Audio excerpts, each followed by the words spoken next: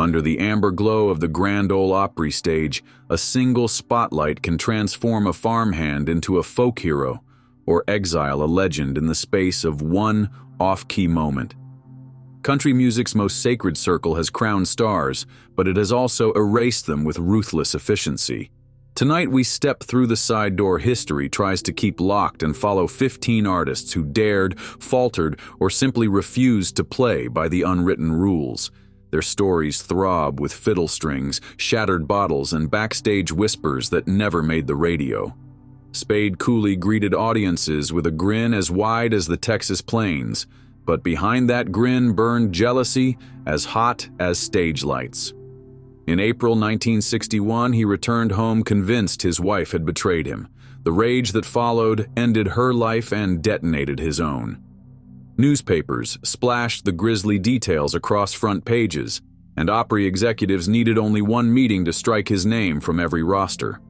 Western swing once called Cooley its king, yet fans now struggled to utter his name without wincing. Spade's murder trial became a national spectacle. Reporters crowded the Bakersfield courthouse to hear sordid testimony about jealousy, fists, and a final fiddle chord that would never sound. Jurors deliberated less than a day before sentencing him to life. Management rejected every plea for mercy. When Cooley collapsed from a heart attack during a 1969 prison concert, a spokesperson remarked only, "Our roster remains unchanged." His name never again echoed beneath the Opry dome. Deford Bailey's downfall carried no blood, yet it cut just as deep. The harmonica genius who helped launch the Opry in 1927 found himself shoved aside in 1941 when licensing disputes blocked him from playing the songs he made famous. Management labeled the decision business, but Bailey understood the subtext. Segregation still stalked every hallway at WSM, and one convenient excuse removed the only black star on the bill. He took a janitorial job and told neighbors he could still hear applause in the broom's swoosh. After dismissal, he opened a tiny radio repair shop on Jefferson Street, fixing static for tourists, oblivious to the genius turning their screws. Evenings found him teaching neighborhood children, saying, "The circle's just wood. Music lives where you carry it." He died in 1982, long after petitions had urged his return. The Opry finally honored him posthumously, but the gesture felt like flowers on a grave. Hank Williams Sr. never needed a microphone to fill a room. His sorrow soaked every syllable. Still, the bottle kept him from more shows than any booking agent. By 1952, the Opry had run out of patience with missed rehearsals and stumbling walk-ons. Management drafted a terse letter of dismissal and locked it in a drawer until the next no-show forced their hand. When the letter finally landed on Hank's porch, he read it twice, folded it neatly, and poured another drink. Death claimed him the following year, but the ban remains because the circle reinstates only the living. His funeral drew 25,000 mourners. Executives sent a wreath yet stayed home, wary of critics who blamed them for pushing an ailing genius away. Bootleg tapes of Hank's last slurred shows circulated like relics. Every hiccup became a holy syllable. Young singers studied him with near religious awe, proof that expulsion can't quarantine influence. Faron Young watched Hank's flame flicker and promised himself he would never fall that far, yet neon spirits pulled him down the same road. His honky-tonk hits still topped charts in the 70s, but backstage tantrums and whiskey-soaked slurs made booking him dangerous. The Opry never issued an official decree. Instead, offers simply stopped arriving. Young felt the chill and raged louder, unaware every outburst welded his exile in iron. By the late 80s, he played state fairs between doctor's appointments. Worried fans had forgotten Hello Walls. Calls from Nashville ceased, despair took the mic, and he ended his life in 1996. Historians still ask whether one invitation back might have altered the final verse. Johnny Cash strode into the Ryman in 1965, fueled by equal parts adrenaline and amphetamines. When a stubborn microphone squealed, he smashed the stage lights with the stand, sparks raining like cheap fireworks. Management banned him before the dust settled, but Cash sobered up, found faith, and returned 3 years later. His sleeves were black, eyes bright, and the ovation shook plaster from the ceiling. The Man in Black turned the ban into a stanza of redemption. Marketing departments have chased that narrative ever since, though few rebels possess Cash's gravity. Jerry Lee Lewis never cared to redeem anything. Invited in 1973 to play a polite set, he substituted rock and roll thunder, cursed between chords, and ignored frantic hand signals. 40 minutes became 90. Patrons stormed the exits. When the house manager cut the power, Lewis laughed, dropped his cigarette on stage, and swaggered into permanent banishment. Asked later, he snarled, "I burned that bridge for light."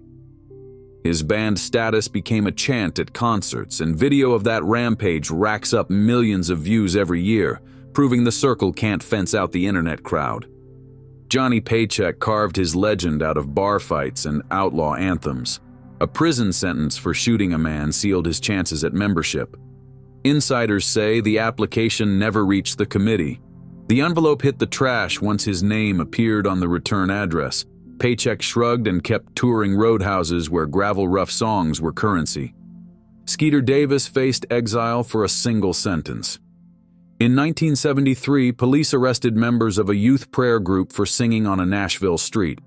Outraged, Davis dedicated her set to them and chastised officers over live radio. Management yanked her from the lineup. She spent her suspension volunteering at shelters and writing essays on free expression. When she returned, she sang the same protest song a cappella. Security guards cried. The board had hoped silence would tame her. Instead, it crowned her a folk saint of free speech. Stonewall Jackson spent decades as an Opry stalwart until he believed ageism pushed him to the fringes. In 2006, he filed a lawsuit alleging discrimination. The move triggered a cold front. His performance slots vanished. The case settled and he played sporadic matinees, yet camaraderie never healed. Younger fans remember him mainly as the guy who sued the Opry, a cautionary tagline attached to every biography. Loretta Lynn never received a formal ban for The Pill, her ode to birth control freedom, yet board members tried to shelve it. She performed it anyway, laughter and gasps mingling under the rafters. Radio stations that banned it soon watched listeners spin the dial. Within months, the track was unavoidable, and executives learned controversy can swell a register faster than compliance. Jeannie Seely walked onto the stage in a miniskirt in 1966, and every pearl clutched in unison. Newspapers labeled it scandalous. Veterans whispered she had cheapened tradition. Her refusal to change cost bookings for a season, but it cracked the door for rhinestone flamboyance to come. The Byrds entered the circle with electric guitars and California hair. Their blend of twang and psychedelia made purists grind teeth. Boos replaced applause. Management struck them from future bills. Nashville barred them, yet every Americana playlist now carries their DNA. The four guys learned loyalty cannot outlive identity. When the last founding member quit, the Opry dropped the group, explaining the name no longer fit. Replacement singers protested harmony remained, but branding trumped melody. They play casinos now, introducing themselves with a sigh. We used to stand in the circle. David Allan Coe never saw the inside because his songs reveled in taboo. Executives feared uproar, underwriters feared headlines. Coe liked it that way, claiming bands saved him from early call times. Charlie Rich walked onto the CMA stage in 1975, envelope in hand, to announce Entertainer of the Year.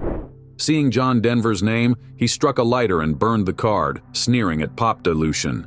Invitations evaporated, radio spins dwindled. He spent twilight years playing Memphis lounges, ending sets by miming a lighter over an imaginary envelope. Some patrons laughed, others winced, reminded how one blaze can torch a legacy. Each fall from grace fed gossip mills, but bands also sculpted the Opry myth. By enforcing unwritten statutes with near theological fervor, the institution projected moral authority, yet the same stage depended on rebellion for ticket sales. Audience members arrived seeking stories of heartbreak and redemption, and the band supplied both in endless measure. Cash's comeback drew press money can't buy.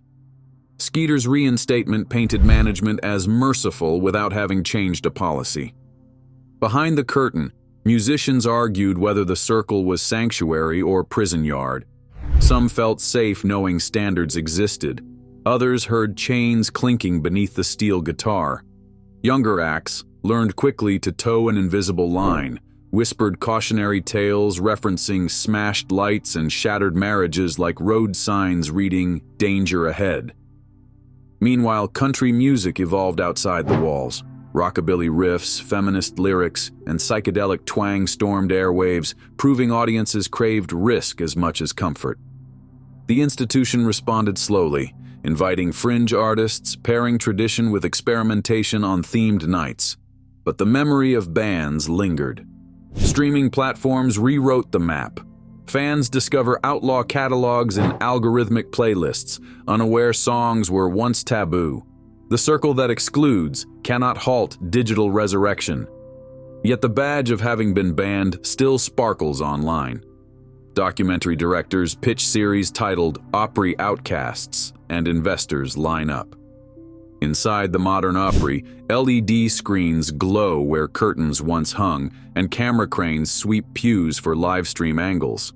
Management issues social media guidelines alongside lighting cues, wary a single tweet can scorch as fiercely as a flaming envelope.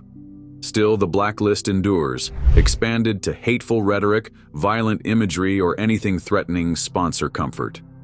Redemption remains possible, though the path twists through apology videos, charity duets, and PR roadmaps. Johnny Cash pioneered the template.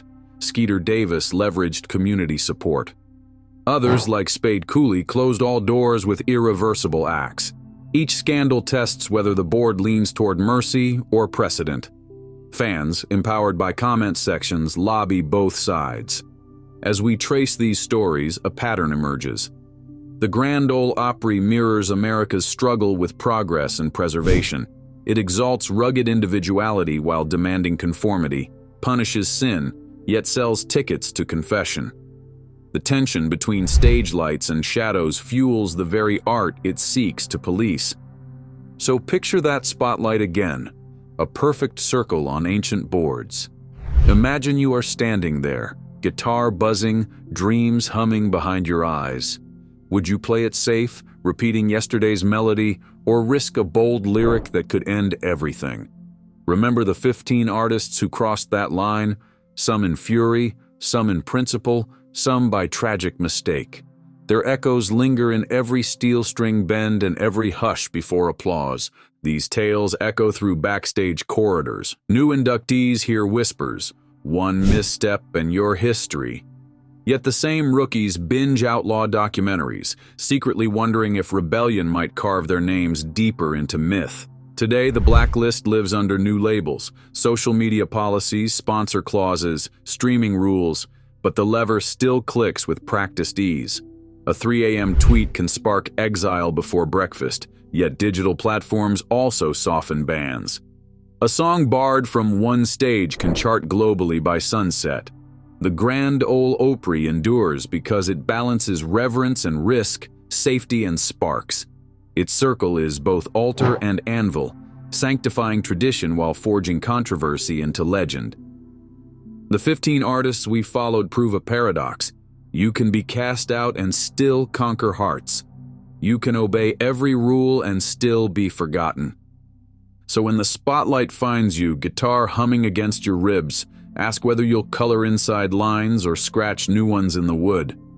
The circle is unbroken, but its edges are etched by renegades who chose danger over silence.